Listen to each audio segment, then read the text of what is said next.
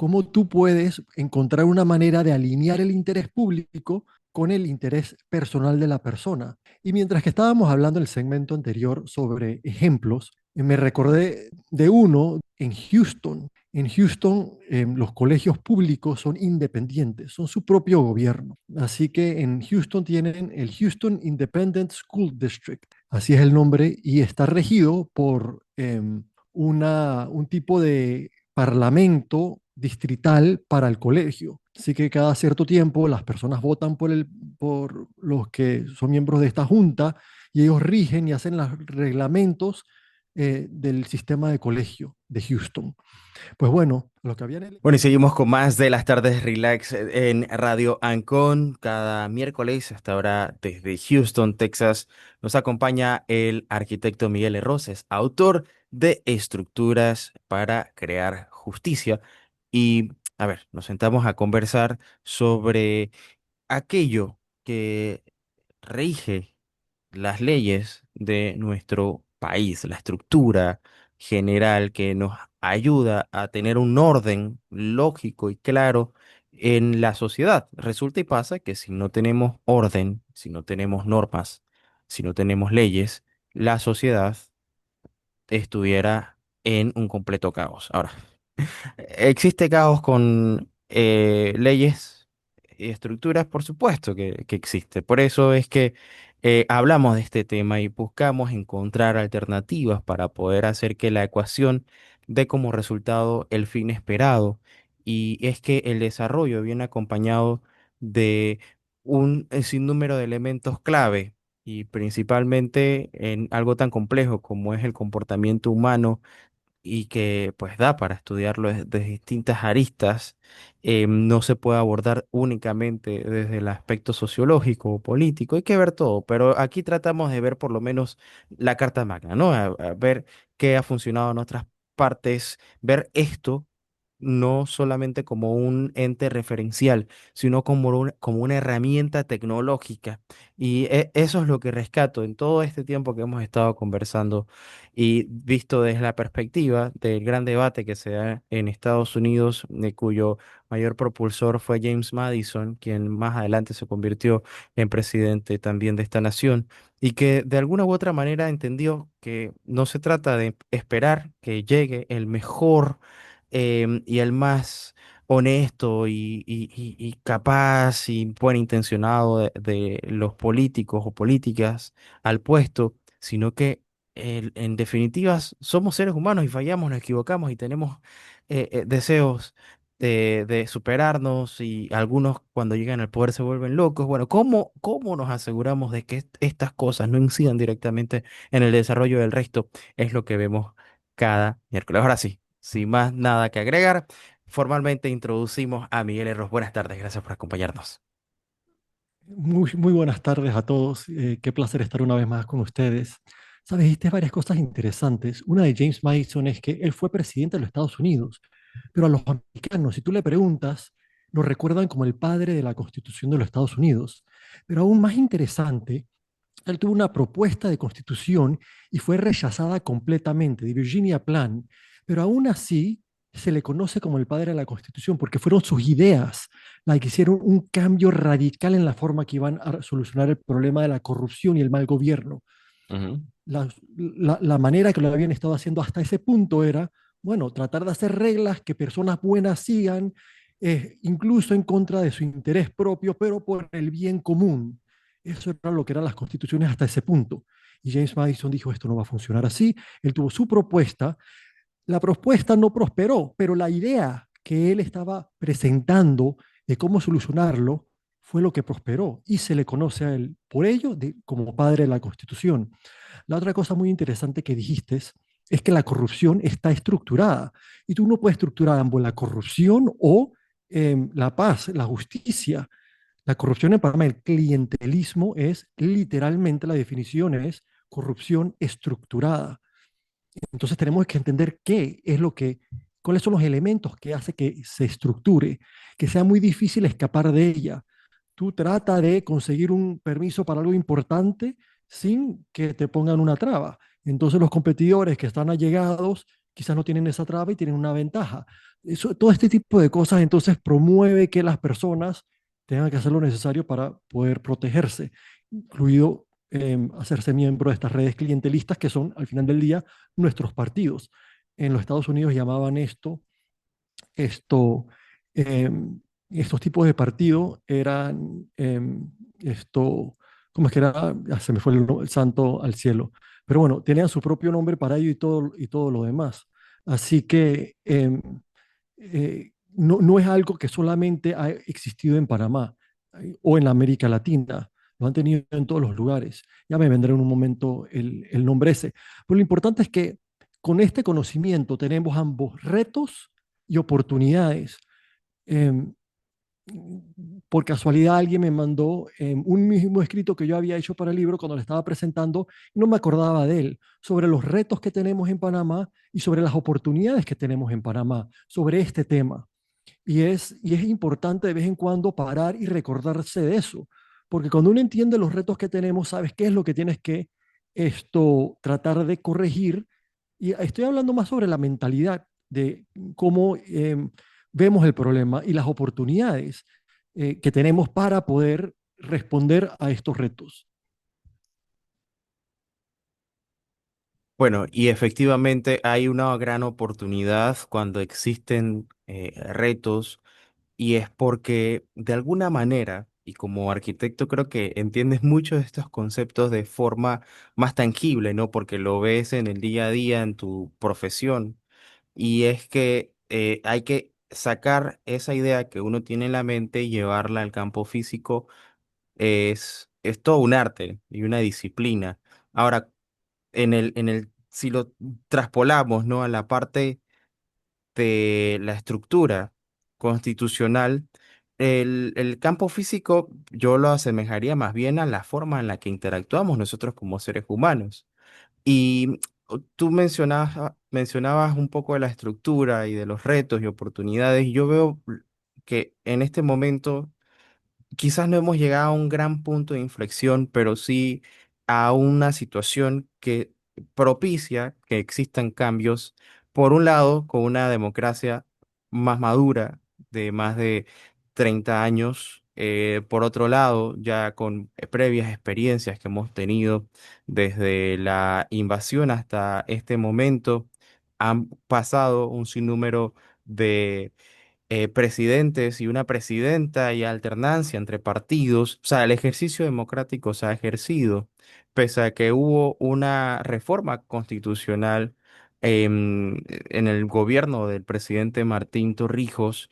Quizás no se arraigó esto a la población y todavía varios grupos de la sociedad demandan que se haga una constitución que parta desde una génesis, viendo todo lo que está sucediendo no solamente en Panamá, sino en el mundo. Y esto lo traigo a colación, porque eh, parte de los retos está ahora en comprender cómo funciona nuestra sociedad 35 años después de la invasión, 35 años después de los militares, 35 años de experiencia democrática y estamos hablando de 25 años con una soberanía, digamos, absoluta en cuanto a nuestro territorio y manejo de la vía interoceánica. Esto genera varias interrogantes. La primera que me gusta, eh, por lo menos presentar, es qué tipo de sociedad somos hoy y qué tipo de sociedad queremos ser. Porque tomando esas cosas como referencia, podemos partir para hacernos en las otras preguntas, porque si hablamos del término o del concepto, ¿no? De crear una nueva constitución, lo que hemos escuchado en los últimos años es el debate sobre la forma en la que debemos cambiar la constitución, no qué debemos cambiar o por qué esto es relevante no solamente para un grupo de personas, sino para todo el país. Tienes toda la razón. Y ata con el tema de nuestras debilidades y nuestras fortalezas. En verdad, Panamá es un país que las personas tienen un amor a la libertad. a la justicia. Y lo vemos hoy en día en las calles. Quizás no todos estamos de acuerdo con las razones que están peleando en las calles, pero todos tenemos que aceptar que son personas que están peleando porque en su forma de ver no hay justicia sobre temas específicos. Y en general, somos un país clientelista, con una alta gama de corrupción, poca, poca justicia, especialmente para, lo vemos, aquellos con medios salen con la suya y aquellos que no tienen la pagan doble. No solamente eso, pero nuestros partidos, y todo el mundo lo entiende, tienen algo que no funciona bien. Y eso era la palabra que no me acordaba en antes. Es political machines, máquinas políticas, es lo que los americanos lo llamaban. Y era lo que nosotros decimos clientelismo, ellos le decían spoil system. Spoil, cuando usted vas a la guerra y conquistas a alguien, comienzas a robarle todo lo que tenía en su ciudad, sus estatuas, el dinero, la propiedad.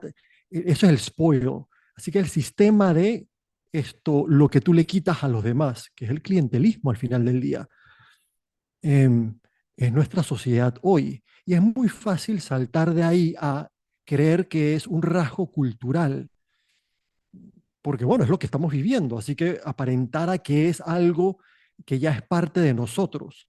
Lo que nos enseña la historia es aquellos que estaban viviendo lo mismo que nosotros antes, pudieron cambiarlo sin tener que cambiar al humano, simplemente cambiando los incentivos, en específico las situaciones en las que colocaban a las personas.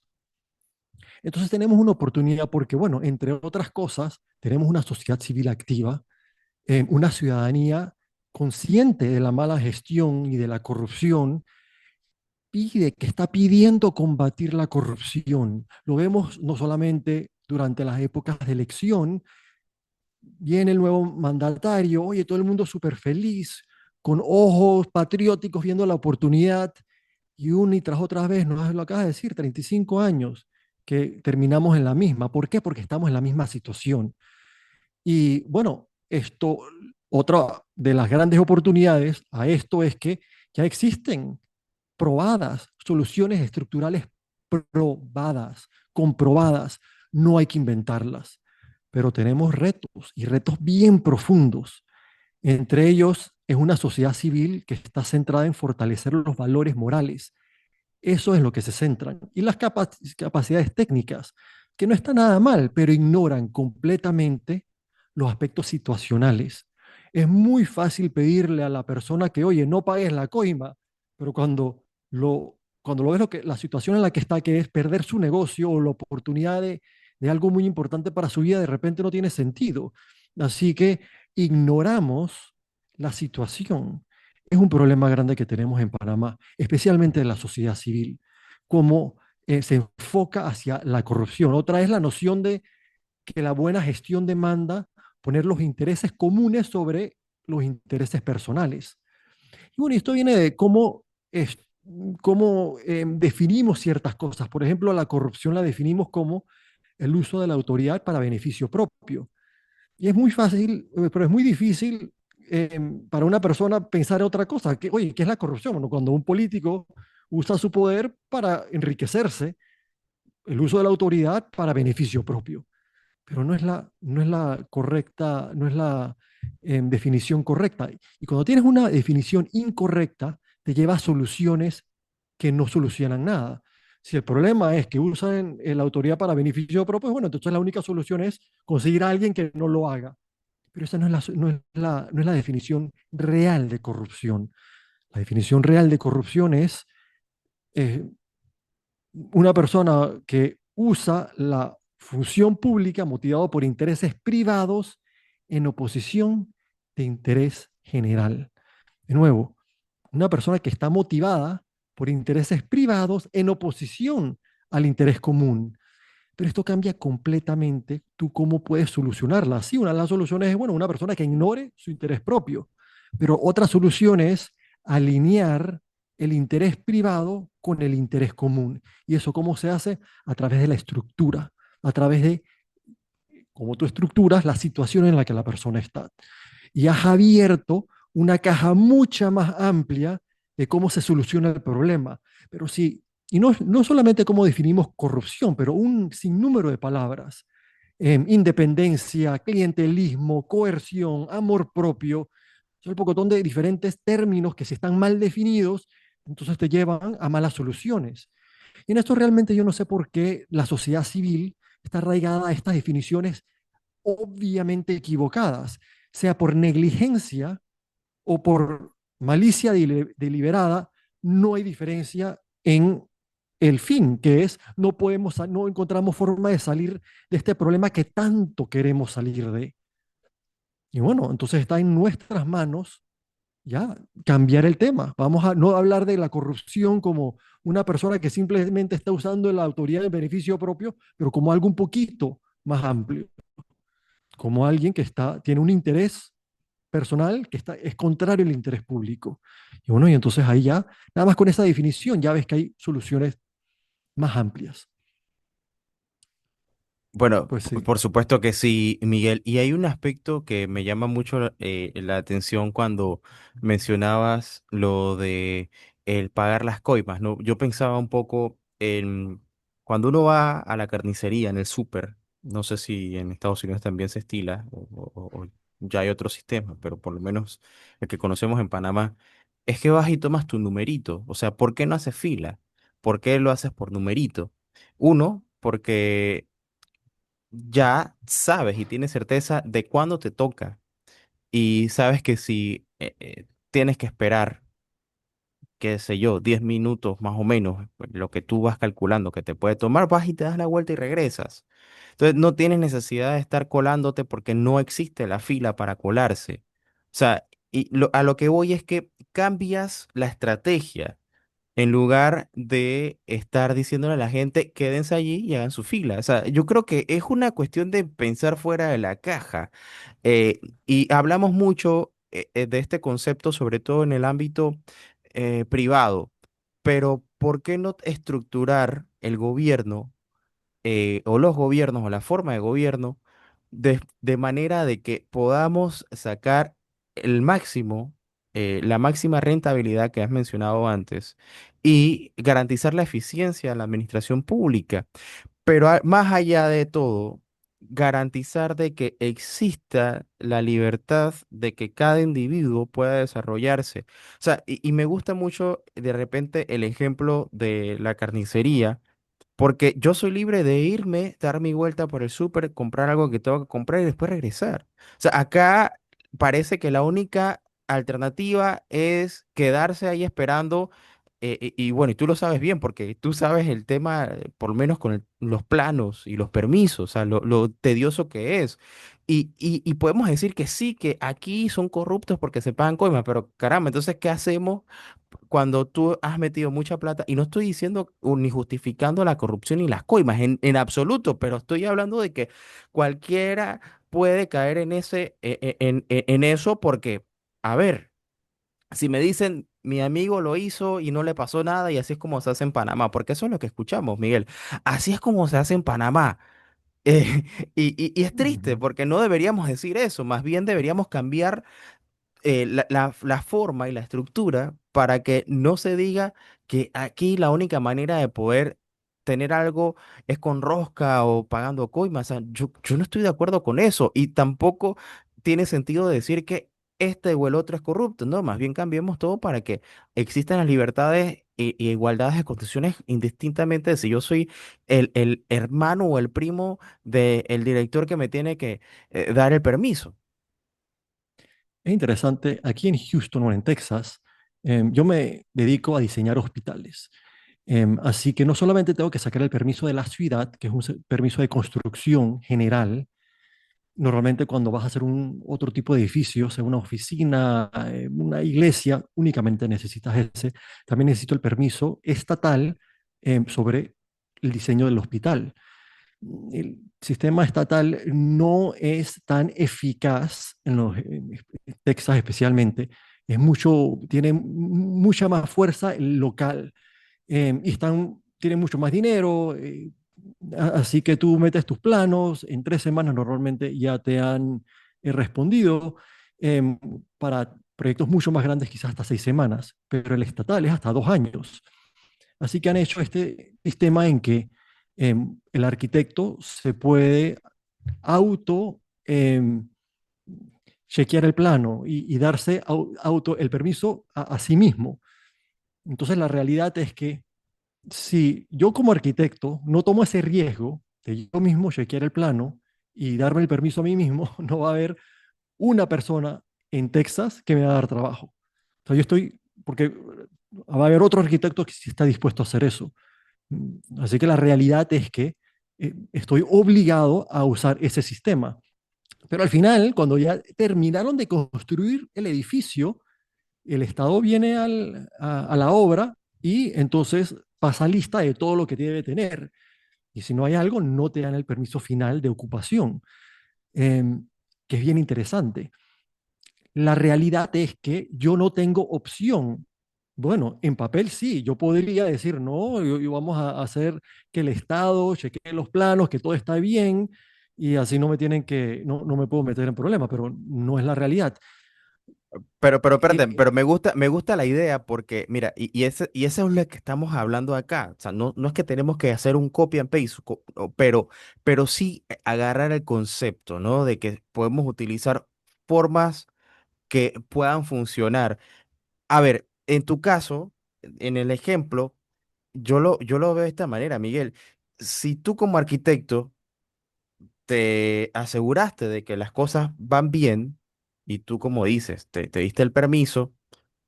Tú no te vas a arriesgar por una sencilla razón. Tú no vas a invertir plata, tu tiempo y tu esfuerzo para que al final te digan, eso no va. O sea, tú vas a hacer y mi todo lo posible reputación. y tu reputación, exactamente. Entonces, técnicamente te obligan a que tengas que hacer las cosas bien, porque si no, el que pierdes como sea eres tú. O sea, y gastaste tu plata por gusto. Y no es como que de antemano, para que te den el permiso, para ver. No, no, no, no. Y Bueno, y es la una plata del forma. cliente, que es peor todavía. Es que peor todavía, porque entonces quedas tú metido en líos legales. O sea, como sea, tu preocupación es que las cosas salgan bien, porque si no, vas a perder. O sea, como que tú eres el responsable de lo que suceda. Y me gusta. Y mira que ojalá, si nos están escuchando del municipio, agarren esta idea que me parece maravillosa y magnífica, hombre, porque desahogaría muchísimo tiempo en la aprobación de permisos y al mismo tiempo eh, propiciarías que en efecto todos estos em, estas infraestructuras tuvieran Ahora, los yo no mejores estoy diciendo que estándares. hagan eso en Panamá, Yo porque sí, no es solamente este aspecto, hay claro. mucho más en el sistema que facilita que esto funcione.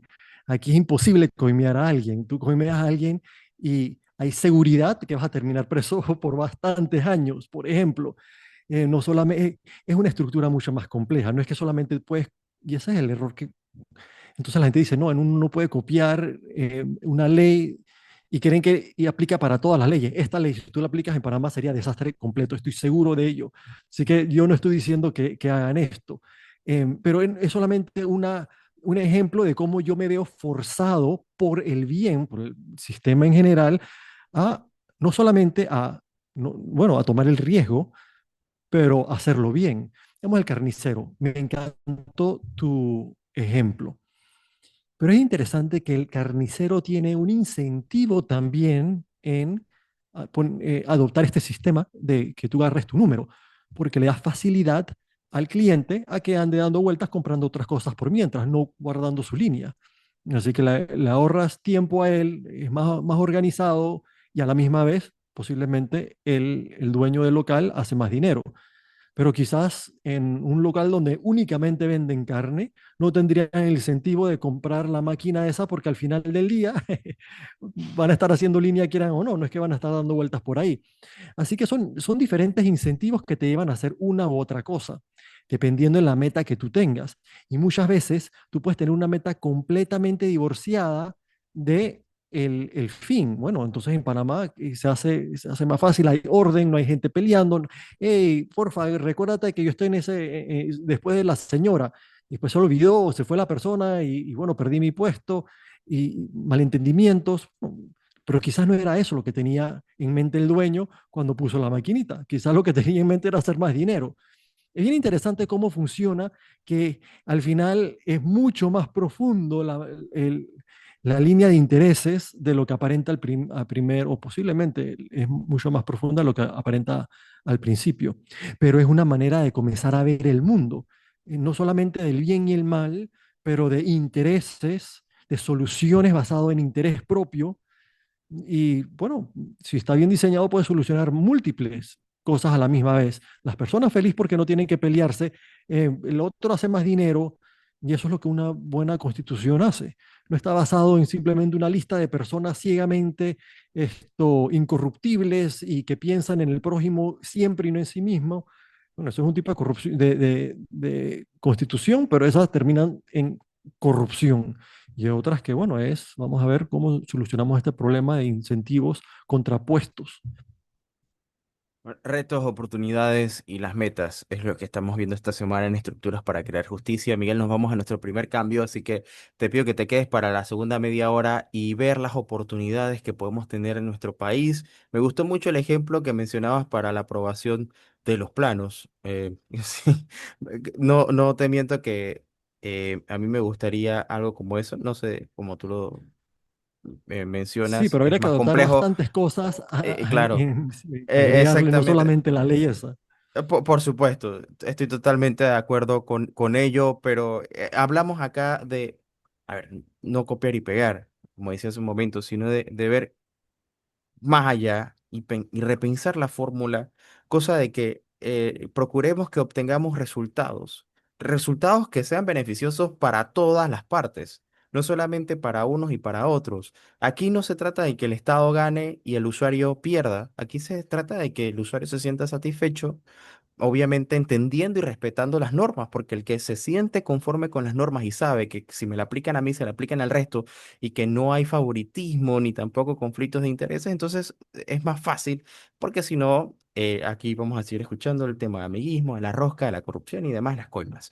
Y no es lo que queremos. Así que nos vamos a cambio, Miguel, quédate y ya regresamos con más de Relax y estructuras para crear justicia por aquí, por Radio Ancón. Les hablamos con el arquitecto Miguel Herroses, autor de Estructuras para crear justicia. Y es arquitecto, pero este libro no habla acerca de edificios, por lo menos no físicos, no tangibles, sino de la estructura constitucional, tomando como referencia las constituciones en los Estados Unidos y la de Panamá para mirar qué cosas han funcionado en estas latitudes y qué cosas pudiéramos mejorar si hoy tuviéramos que cambiar la constitución. Alguna vez se dio el gran debate que ponía yuxtaposición lo que esperaba las personas que fuera la correcta administración pública y lo que en realidad es. Y creo que ya estamos en un punto en donde la democracia en Panamá ha madurado para entender que la política debería sacar a como dé lugar la corrupción. Pero esto no se da solamente saliendo y diciendo que se vayan los corruptos. Uno, porque nadie tiene en su frente un título que dice o que diga yo soy corrupto. O sea, o sea, no podemos cada 5 años estar jugando a la ruleta rusa esperando de que el que sí salió, ese es el que va a hacer todos los cambios que queremos. Y habiendo dicho eso, en la media hora anterior hablábamos acerca de los retos que tiene nuestro país. Y a ver, Miguel, eh, hablemos de las oportunidades, porque tú citas en tu libro muchas oportunidades para un país de 4,5 millones de habitantes con 35 años de una democracia moderna. Bueno, y para agregar lo de la ruleta rusa, estamos en una ruleta rusa que tiene 6 balas, el revólver, así que, porque por lo menos una ruleta rusa tienes, o sea, una en 6 que te va a matar y las otras 5 no, pero aquí no, por lo menos en los 35 Cualquiera te últimos da. años todos nos han pegado, así. Sí. Mm, Así que si vamos en esa, no tenemos, Dios. Em, Tenemos muchas oportunidades. Una es en el sentir de Panamá, lo que queremos. Tenemos dificultades en que estamos quizás enfocados en solucionar el problema de una manera que realmente, en mi opinión, yo creo que nuestra historia lo comprueba, que no soluciona el problema que estamos buscando solucionar, que es basada en tratar de cambiar a las personas en vez de cambiar la situación, que es la fórmula que ha funcionado en todos los lugares donde se ha empleado. No cambiar a la persona, cambia la situación a la que la persona está respondiendo basado en sus intereses propios. La persona siempre va a estar interesada en facilitarse una buena vida. Así que si tú alineas el interés propio de la persona con el interés común, ahora, esa es la parte difícil. ¿Cómo tú puedes encontrar una manera de alinear el interés público con el interés personal de la persona? Y mientras que estábamos hablando en el segmento anterior sobre ejemplos, me recordé de uno durante la pausa que me tocó ver en Houston. En Houston, los colegios públicos son independientes, son su propio gobierno. Así que en Houston tienen el Houston Independent School District, así es el nombre, y está regido por un tipo de parlamento distrital para el colegio. Así que cada cierto tiempo las personas votan por los que son miembros de esta junta y ellos rigen y hacen los reglamentos del sistema de colegio de Houston. Pues bueno, los que habían elegido se les ocurrió para facilitar a través de incentivos que promover que los directores de los colegios lo hicieran mejor, iban a darles bonos basados en las notas que sacaban los estudiantes de sus colegios. Así que mientras mejores notas sacaban los estudiantes, en el boletín le iban a dar un mayor bono a los directores de los colegios. Y andaban felices, eso fue Que hasta como aquí suena maravilloso, o sea, suena como que, wow, la idea más hasta ahora, brillante, ¿no? Ajá, hasta ajá. ahora. Así que esto fue más o menos el 2010. Y andaban felices tamboreando su nueva ley. Bueno, la aplicaron. Y en efecto, las notas todas subieron, pero drásticamente. Ya casi todos los estudiantes, si no es que todos, sacaban 10 en el boletín. A más, todos. Y y los directores felices porque tremendo bono que le daban. Ujú. Pero bueno, estaban los rumores en Houston de que algo estaba ocurriendo, y a todo tipo de rumores por arriba y para abajo. Y aquí los fiscales de distrito son también independientes, no tienen nada que ver con otros políticos, ellos son elegidos directamente por el pueblo. Así que se pusieron a investigar qué es lo que estaba pasando. Y también hay exámenes nacionales para ver cómo está cada colegio, y no habían cambiado, estaban igual que cualquier otro año. Lo que había estado ocurriendo es que los directores estaban amenazando a los profesores, que si no le daban notas altas a sus estudiantes, los directores le iban a poner malas notas a los profesores para después poder despedirlos. Así que los profesores dijeron, ni modo, le tengo que dar pues, sí, 10 en el boletín a todos los estudiantes. Pero a mí lo que me impactó no fue esto, sino la reacción de la comunidad en la radio, en la prensa escrita, en el habla del día al día. Nadie hablaba de que, oye, estos profesores son malos por haberle dado notas que no se merecían. Ni siquiera exactamente que los directores eran personas malas por haber presionado a los profesores. Todo el enfoque estaba en esta ley tan bruta que creaba un incentivo perverso. Eso era todo. Nadie hablaba de otra cosa excepto eso. Y si alguien tenía la culpa, eran los que habían hecho esta ley. Ninguno fue reelegido después, porque no se lo merecían. Hicieron una ley corrupta. Y no era cambiar a las personas, era cambiar los incentivos. Es una forma completamente de ver el problema. Bueno, sí, metieron la pata, pero la forma de corregirlo no era votar a todos los profesores. Pero vamos a poner profesores éticos. No, era cambiar la ley para que no estuvieran este incentivo tan perverso. Y de una vez Una por manera todas se, completamente de se ver el problema. deshacen de la raíz del problema que obviamente originó todo esto. Y me Sí es, gusta pero eso mucho hubiera el pasado en ejemplo que Panamá, presentas, claro. eso hubiera Ah, pasado en Panamá, y la radio para arriba y para abajo, y la sociedad civil y todo el mundo en las calles por estos profesores corruptos que tenemos. No, Empieza Miguel a sacar los nombres de todos los directores así es. que amañaron las notas y empiezan a hacer entonces investigación de quiénes son los directores y cuáles son las escuelas y que voten a toda esa... Y bueno, y no Aunque quitan, un seamos par quedaron francos, presos, para que sepan, un par quedaron presos de los ah, ah, directores, pero esa no era la solución. Esa por no era la supuesto. solución. Pobrecitos, o sea, tuvieron esta gran tentación y cayeron, pero todos cayeron. Sí que no fueron unos cuantos los que cayeron, pero los que se lo pudieron probar quedaron presos. Pero esa no era la solución, no era poner a otros directores, porque también iba a seguir con la misma tontería. Nada más que lo iban a hacer más encubierto para no se meterse en problemas. Ahí está. Exactamente, y me parece que el ejemplo va muy atinado, ¿no? Con lo que hemos estado conversando y, a ver, queremos resultados diferentes, no podemos seguir haciendo lo mismo. O sea, no podemos creer que al paso del tiempo vamos a seguir con la misma idea de em, arriesgarnos a mantener el sistema esperando que salgan personas buenas. O sea, sí puede ser que haya mucha gente buena, pero el mismo sistema, como lo mencionas, a veces es el mismo responsable de hacer que el resto se corrompa. O sea, ya de naturaleza el ser humano es corrupto. O sea, yo creo que eso, el que me diga a mí que no, o sea, yo creo que tiene que autoexaminarse. Hasta el mismo Cristo lo dijo, o sea, que el que esté libre de pecado que tira la primera piedra. O sea, a lo que voy con esto es que cómo nos aseguramos de que no vamos a seguir teniendo los mismos resultados. Bueno, empezamos a discutir que podemos cambiar para que los principales focos de corrupción se mitiguen. Y aquí es donde te pregunto sobre las oportunidades que tiene un país como el nuestro.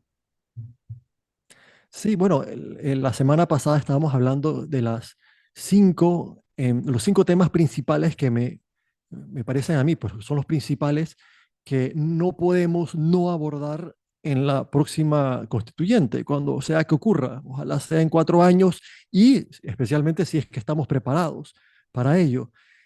Pero antes de entrar en el tema ese, tocaste 2 puntos bien interesantes que me gustaría ampliar. Uno es que somos de tradición cristiana. Y bien como dijo Cristo, tentar a otros es un pecado en sí mismo. Es separado del pecado que la otra persona pueda terminar haciendo, pero el tentar en sí es un pecado. Y no solamente tentar con malicia, también si tienes negligencia culposa, es igual de pecado. O sea, si yo estoy manejando en la calle a 160 kilómetros por hora y me choco, es porque tengo negligencia culposa. Está bien, quizás no lo hice con malicia, pero yo he haber sabido que al hacer eso, las probabilidades de eh, crear un accidente, y no solamente de estar en un accidente, pero si un accidente ocurre que sea, o sea, mucho más daño, es grandísimo. Soy negligente. Y en Panamá, aquellos que estamos peleando por cambiar el sistema, si nos enfocamos en la parte esa de, oye, que deberían hacerlo bien, cubre la piedra de tropiezo. Al cubrir la piedra de tropiezo hacemos doble mal. Uno, no eliminamos la tentación, el sistema este corrupto. Y número dos, le ponemos venda al pueblo para que ni siquiera se enfoquen en lo que deben estar enfocándose.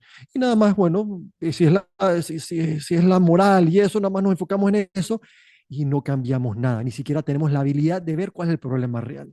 Así que nos hacen un doble mal en ese aspecto.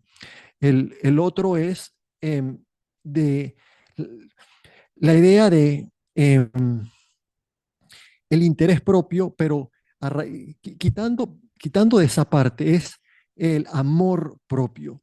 En general pensamos que las personas somos corruptas, pero James Madison puso un punto muy importante y también Adam Smith. Ellos escriben sobre el amor propio, no sobre el egoísmo. Muchas veces se traducen sus trabajos como egoísmo, pero ellos no usan la palabra egoísmo, sino amor propio. Y tener amor propio no es nada malo. Incluso en, en nuestra religión, en el cristianismo, hablan del amor propio. O sea, trata a otros como quieres que te traten a ti mismo. O sea, todos nos amamos y eso no es algo malo. Pero bueno, parte del amor propio es entonces trabajar por uno y por y su familia. Eso es el amor propio. Ahora, cuando estás en una situación que te llevan a protegerte y eso equivale a quizás pagar una coima, pues bueno, es un problema. Ya estás siendo egoísta, pero realmente basado en el amor propio, que no es algo malo. Todos tenemos amor propio y no necesariamente todos somos corruptos. Y es una distinción muy importante porque al final no es que esta forma de pensar que yo estoy promoviendo esté promoviendo a personas egoístas. Ah, que el egoísmo es bueno y hay que pensar en el egoísmo. No, simplemente personas que están basándose en el amor propio, tú como asegurarte que hacerlo suficientemente libres para que cuando actúen en amor propio, basado en su amor propio, hagan el bien común, no en un sistema que los obliga a ser egoístas. Actuando en su amor propio, están haciéndole el mal a otros. Eso es un sistema egoísta, pero se basa en gran parte, la gran mayoría de las malas acciones en nuestro país, por el sistema que los lleva a ese fin. Y es una distinción bien angosta, pero tiene grandes, pero grandes implicaciones. Y no se debe confundir estos dos conceptos. Aunque cuando hablamos del día al día, pues no tenemos el lenguaje tan preciso y tendemos a mezclarlos. Pero puede ser que estemos confundiendo a las personas cuando hablamos de esa manera. Así que yo también peco de eso, que no siempre hablo de una manera eh, perfecta y es fácil que nos malentiendan por eso. Así que cuando me escuches hablar mal, por favor, corrígeme. Pero bueno, regresando a lo que tú querías que yo hablara de que es realmente cuáles son nuestras oportunidades. Estábamos hablando la vez pasada de las cinco principales que yo veo. Hablamos sobre la Dirección General de Carrera Administrativa la semana pasada. ¿Qué tan importante es que este sistema no esté, pero para nada en las manos de los políticos? Tiene que estar completamente divorciada del director, de la junta técnica de la carrera administrativa, de la junta de apelaciones. Todas estas tienen que estar divorciadas. ¿Cómo llegan al puesto? ¿Cómo le pagan? Su autoridad, ¿en qué está basada? En los políticos, el que la que se las puede quitar en cualquier momento, entonces no van a tener libertad, no van a poder ser imparciales. Estos tres elementos son muy importantes. Hablamos de eso. Ahora, Eh, espérate, antes de avanzar, y con esto te pregunto, porque cualquiera pudiera pensar, pero eso es muy descabellado. O sea, ¿quién entonces se encarga de, de, a ver, asegurarse de que estas personas cumplan? Y a ver, ¿cómo se estructura en otras partes donde existe esa independencia? Porque, por supuesto, para que haya clientelismo, tiene que haber esta oportunidad de que los nombramientos se den de a dedo. Así es. Y no solamente los jerárquicos, pero todos, incluso los que adentro de nuestro sistema de mérito, desgraciadamente es un sistema de mérito enmarañado. El director del sistema está nombrado literalmente por el presidente. La junta que reglamenta el sistema está nombrada por el presidente. Y la junta de apelaciones, aquellos que si, oye, me votaron por razón incorrecta, están nombrados por el presidente. Así que el ministro que te pone o te quita, todos están nombrados por el presidente. Así que al final del día responden a sus intereses y no solamente eso, pero el presidente también controla sus dineros, controla su autoridad. Son una extensión de la voluntad, interés del Ejecutivo.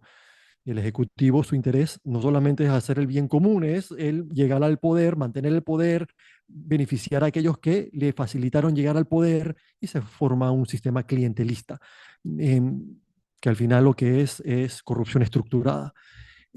¿Cómo funciona en otros países? Bueno, tenemos 50 estados en los Estados Unidos que llevan más de 150 años con estos sistemas y lo han estado perfeccionando.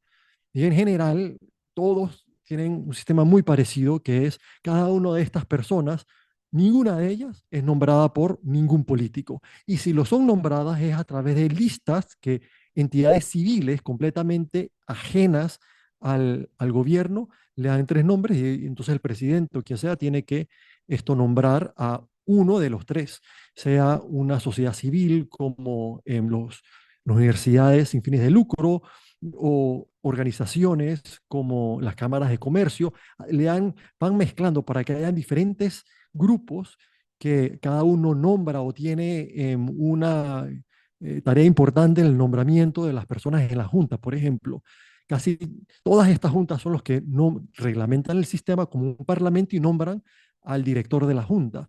El dinero, es bien interesante cómo lo hacen, porque saben que los políticos nunca le van a dar los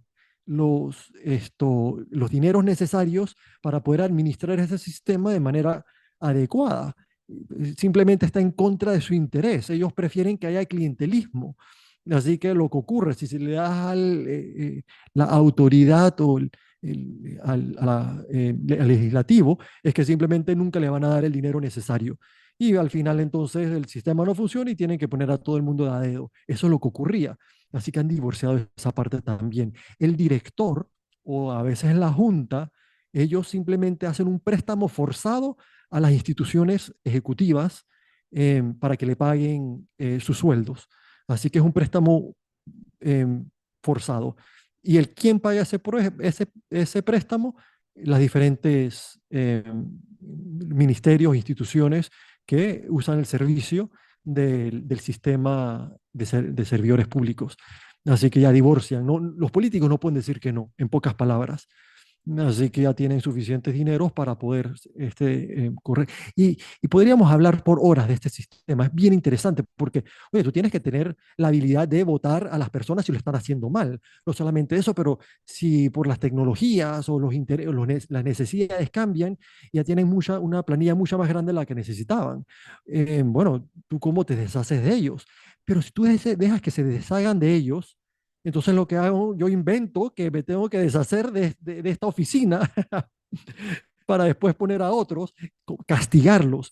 Y si ellos tienen miedo de que en cualquier momento van a ser despedidos por reorganización o porque, bueno, hacerlos más eficientes, entonces le van a hacer la voluntad de quien sea que tenga este poder. Se va complicando y para cada uno de estos retos hay una solución estructural. Y bueno, vale la pena un mes hablar de este tema solamente.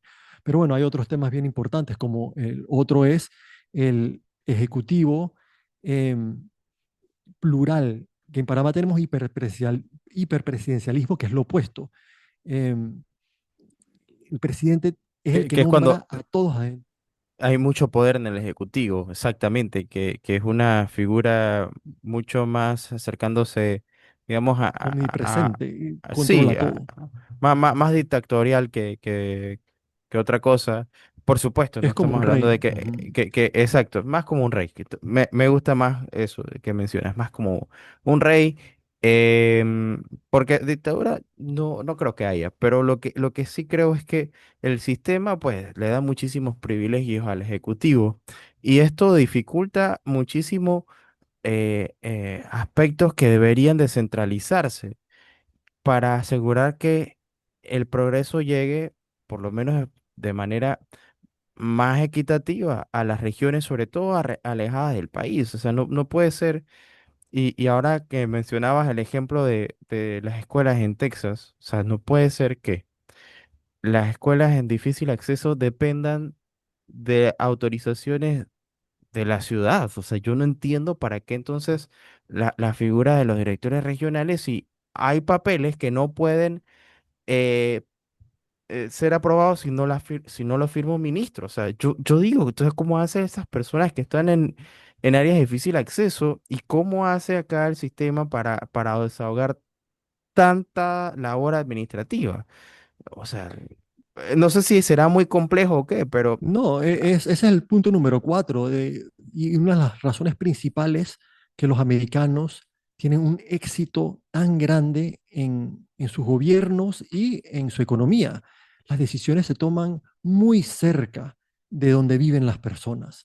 Cualquier decisión que se la puedan dar al gobierno local, se la dan al gobierno local. No tiene nada que ver el estatal y mucho menos el federal. Si tienen que hacer una sequía o no sé, para las granjas, para que haya agua durante el verano, Tú esperas en que Washington le dé el dinero y la aprobación para hacerlo en, yo no sé, un pueblo en Texas. No ocurriría nunca.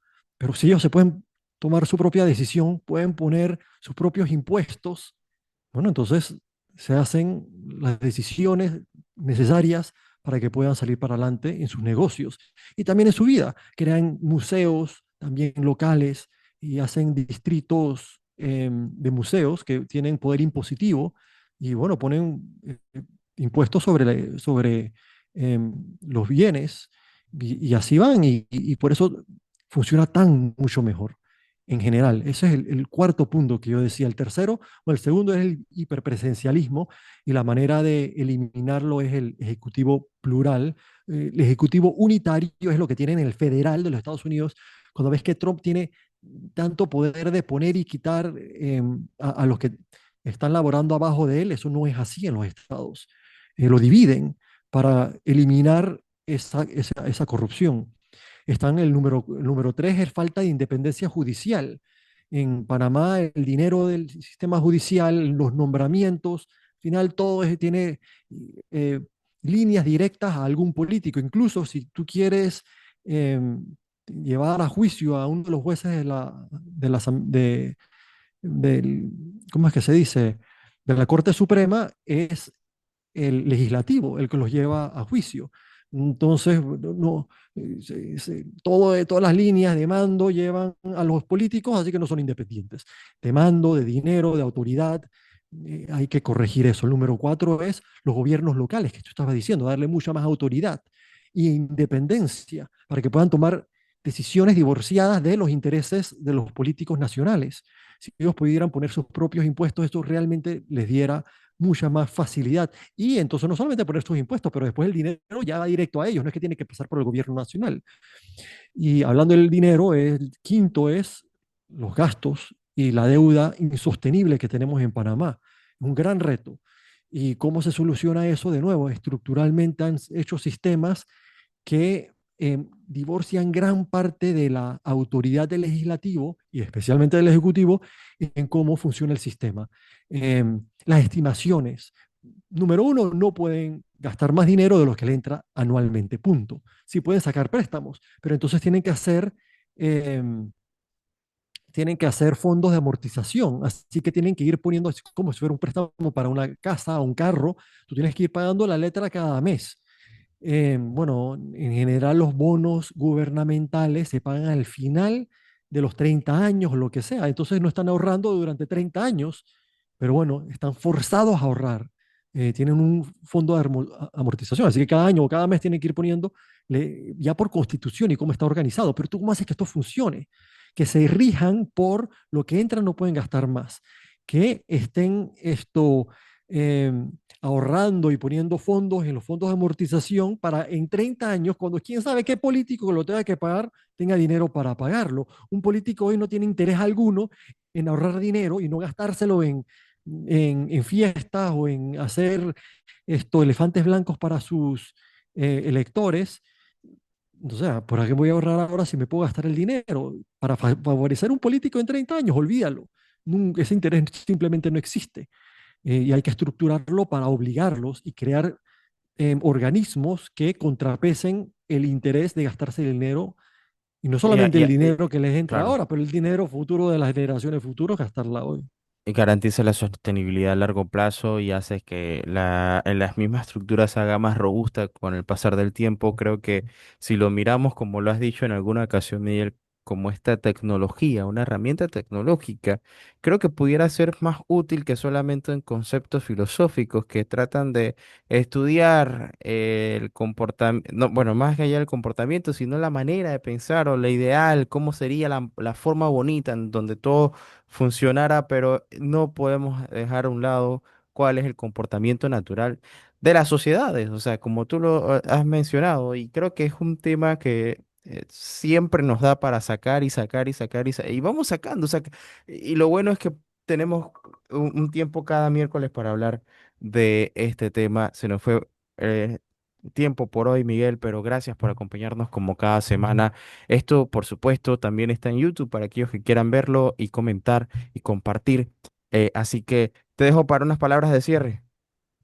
Sí, bueno, siempre nos quedamos cortos, pero ya quizás en la semana siguiente entramos con el número 3, que es la falta de independencia judicial y cómo se soluciona eso, porque es un tema muy importante que tenemos que tener en mente y conocer un poquito más. Y bueno, como siempre digo, yo creo que es importante que hablemos con aquel alrededor de nosotros sobre estos temas para comenzar a cambiar la cultura y que las personas puedan ver más allá de donde hemos estado enfocados en todas nuestras vidas y ver un poquito más de cómo la situación puede realmente tener un impacto grande y cómo nosotros como sociedad podemos moldear esa situación.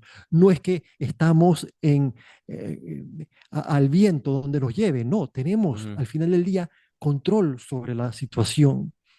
Así que por ello tenemos control sobre los incentivos y gracias a ello entonces, de qué tipo de gobierno y cultura y sociedad vamos a tener. Tenemos que dejarlo hasta acá. Muchísimas gracias, Miguel Arroz, por acompañarnos. Será hasta la próxima semana. Hay más estructuras para crear justicia. Fuerte abrazo hasta Houston.